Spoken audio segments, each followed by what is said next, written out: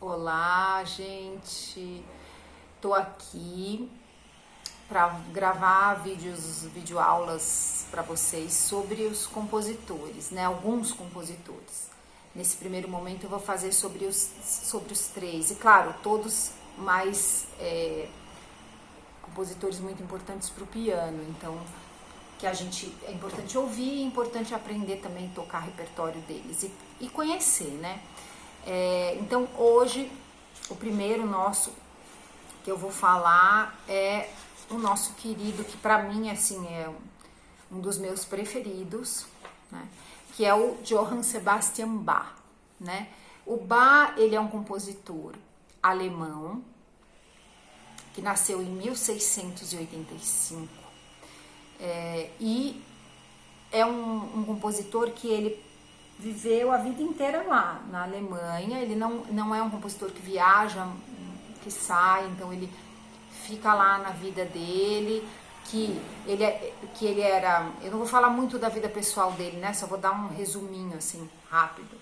Ele era um cara muito caseiro e muito ligado à igreja luterana, então ele é um compositor que faz muito música para a igreja. Então ele tem essa vida de compositor bem localizado ali, regional, né, alemão, que não fez turnês pela Europa. Ele ficou, basicamente, nasceu, cresceu, se desenvolveu e morreu ali onde ele estava, né. Agora eu vou falar sobre aspectos do Bach que tem mais importância pra gente que toca piano, tá? Claro, antes de eu falar isso, eu preciso só dizer uma coisa. O Bach, ele tem uma obra que ela é dividida em duas partes. A parte religiosa e a parte que a gente chama de música secular, que não é a música diretamente ligada à igreja, né? A religiosa a gente não vai estudar aqui porque ela é uma música mais que tem texto, é cantata, são as cantatas, os corais de Bach.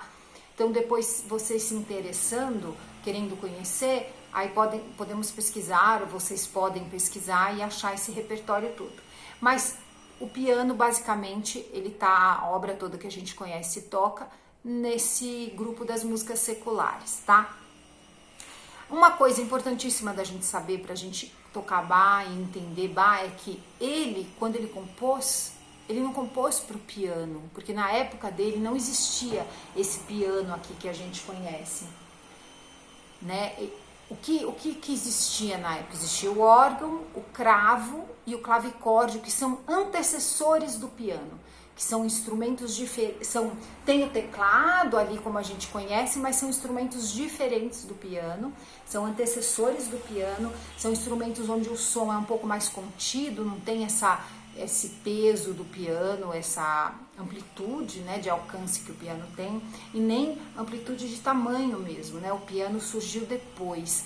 Então toda a obra do Bach, ela não foi feita para piano, ela foi feita para esses parentes antigos do piano, mas a gente toca no piano e o piano dá conta de fazer o repertório do Bach com muita maestria, né? As grandes diferenças é que alguns instrumentos que o Bach compôs não tinham tantas variações de dinâmica, as tessituras são o tamanho do instrumento é menor, então a gente tem no piano mais recursos do que o Bach tinha lá atrás quando ele compôs as músicas dele para aqueles instrumentos, tá?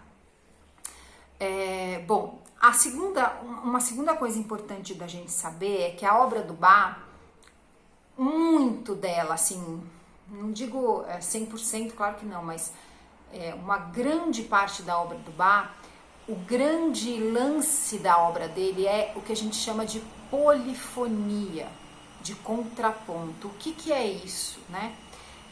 Vou tentar dar um exemplo aqui para vocês. Por exemplo, a gente ouve, a maioria das músicas que a gente ouve o quê? A gente ouve uma melodia e um acompanhamento para essa melodia.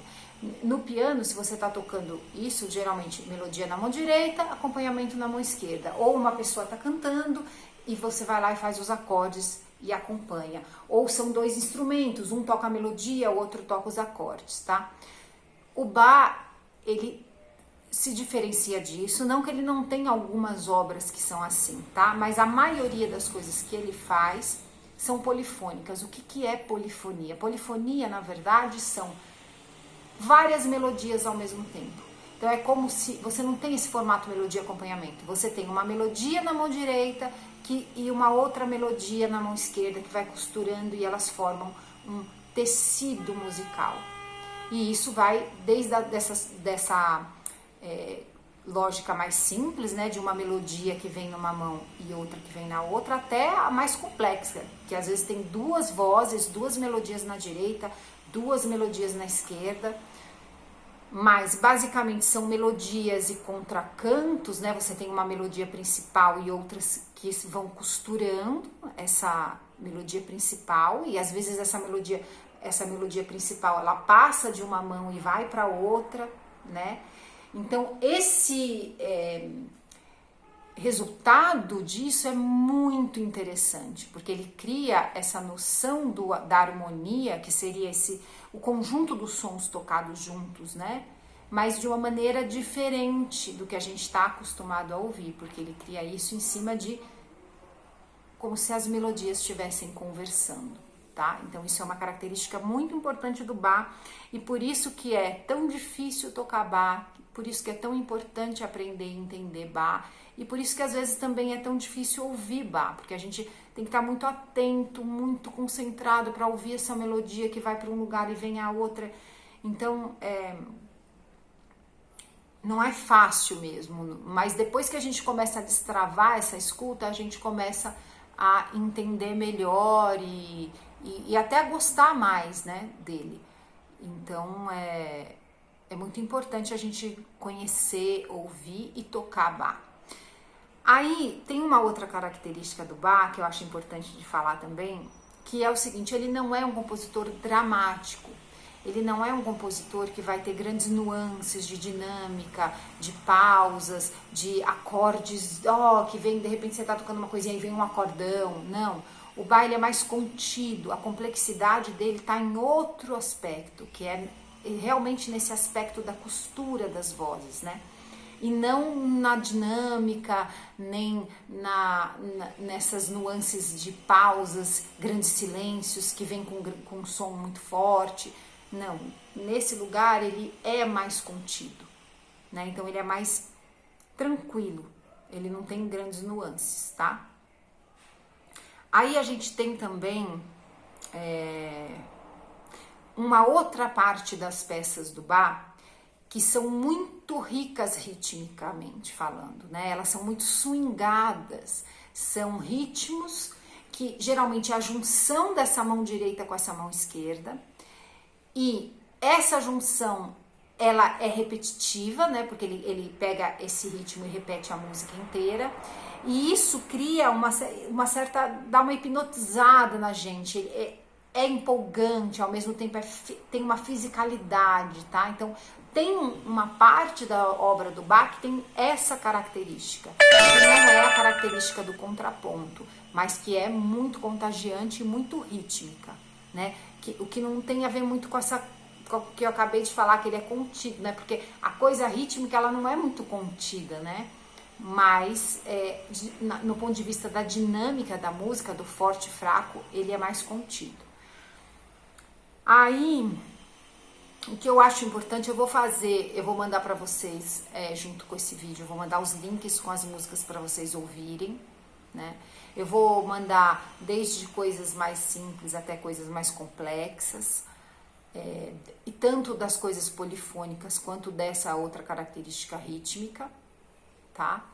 Então o mais importante é isso, agora nesse momento é vocês ouvirem o Bach e tentarem captar na música dele todas essas coisas que eu apontei aqui. E claro que vocês também podem pesquisar mais sobre a obra dele, sobre a vida dele, para acrescentar. Esse vídeo é apenas uma introdução, vamos dizer, uma síntese do que foi o Bach, né? Para que vocês também se sintam à vontade para se aprofundar em alguma coisa que vocês acharam mais legal, ou alguma música, algum tipo de música que vocês gostaram mais do que eu vou mandar e ouvir mais coisas, porque é muita coisa que ele fez, então eu não vou mandar tudo, claro, eu vou mandar algumas coisas que eu acho legal de vocês ouvirem e vocês podem pesquisar mais coisas também, tá bom? Então eu deixo um beijo para vocês todos, meus alunos queridos, e depois vou mandar outros vídeos também sobre Mozart, sobre Beethoven, tá bom? Um beijo grande.